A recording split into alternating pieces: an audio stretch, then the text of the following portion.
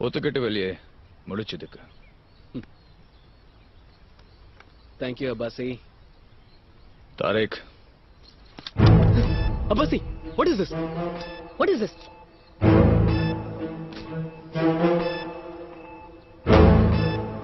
டேவிடுக்கு செஞ்ச மாதிரி நாளைக்கு எனக்கு செய்ய மாட்டேன்.